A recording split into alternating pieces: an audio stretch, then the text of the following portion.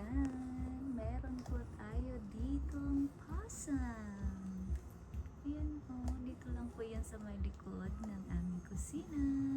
Ayan po, kumakain po si Baba. Baba po ang pangalan nito. Ayan oh, napaka-friendly. At meron pa dong dalawa. Ayan, dalawang baby. May dalawang baby doon.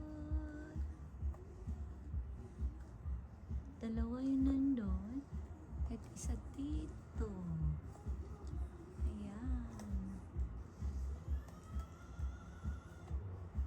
Are you the big Baba or the small Baba? Pare-parehas sila eh. Ha? Hindi kasi ako makalapit doon sa dalawa. Mas may ko. Parang parehas lang din eh. Baby. Ayan. Andun yung dalawa. Eto, naman, napakabait nito kasi tumitingin sa camera. Ayan. Gusto nyo na? Watermelon? Banana? Avocado? Apple? They are vegetarian.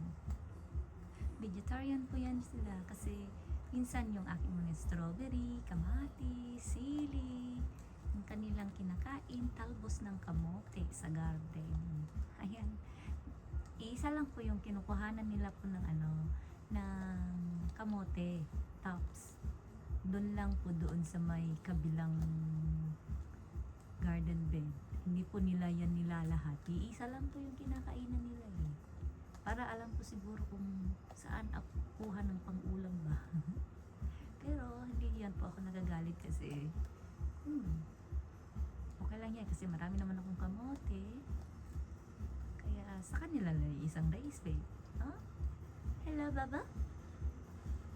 Are you the big mama? Tapos yun yung baby mo? Dalawa? Ayan, nakatingin dalawa. Yan, ini-enjoy mo yung gabi na malamig. Merong dalawa doon na bulinggit. So, nasanay na po yun sila dito. Ayan. Hindi naman po pwedeng palayasin tong mga possum dito, guys. Kasi nakatira na po yan sila dito bago kami napunta rito. So, diba? Pwedeng pabayaan lang natin na sila dito kasi nga may bahay sila sa harapan ng bahay. Ayan, nagtatago sila doon sa malaking puno ng dates na napalibutan po ng ivy. Ayan, so gabi lang po yan sila lumalabas, kumakain, tapos naglalaro. Tapos pag umaga naman na, hindi mo na yan sila makikita kasi nandoon na sila sa loob ng lungga nila. Tulog sila. Pero kapag gabi, mga 7, basta gubabi na, malabas yan sila. Ayan. O diba, family po yan sila eh. Sa kung nasan ang mama nila, sa kalindada nila.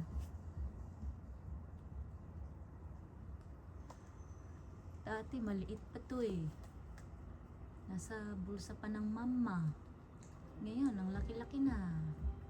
Hindi ko nga rin mawari eh kung ito ba yung mama or papa. Kasi parang male yata ito, hindi ko lang alam. Pero tignan yung kanyang buntot. Nakatali po yung buntot niya doon sa may nakalawit po doon yung buntot niya po doon sa may puno. Ayan oh. Lapit ko po yan sa kanya. Andito lang po ako oh. Andito lang po kami. Andito lang po kami oh. Andun yung possum. O diba? Napakalapit ko doon sa may possum. Nakakapo lang po ako dito at nag-e-enjoy po yan siya ng kanyang pagkain. Ayan. O diba? Hindi siya natatakot. Kagaya din po ng mga ibon. Ayan. Kainan po ng ibon yan. Ayan. Maraming mga wild birds po kasi na pumupunta dito at kinakain nila to. Yung mga yan. Tapos yan may nilalagay din po kami mga sunflower seed po dyan. Saka yung mga kakatunaan doon. Ayan. Meron po din pong pumupuntang wood duck. Meron din pong pumupunta pumupunta ditong Rosella. Isang beses po pumunta dito yung dalawang Western Rosella. Tapos, ano pa ba? Wattlebird, pigeons. Ano pa ba yung mga pumupunta dito? Marami pa. May mga iba't ibang ibon na pumupunta dito. Magpie ang unang pumunta rito na naging close po namin na magpie. Ayan. Pero hindi ko alam kung nasaan sila nakatira kasi dito yan sila nakatira sa may puno. Diyan sila nangitlog. Isa, dalawa, tatlo. Tatlo yan silang nangitlog eh. Tapos dalawang baby na yung nakita namin. Ewan kung nasaan yung iba. Pero, tingnan nyo naman, oh. Ayan. Itong mga possum naman ay hindi nila kinakain yung ibon. Kaya mga ibon naman ay nakatulog na yan sila sa kanilang lungga. Ang mga ibon, sa umaga hanggang sa hapon sila nandito hanggang may araw. At ito naman, ang pumapalit sa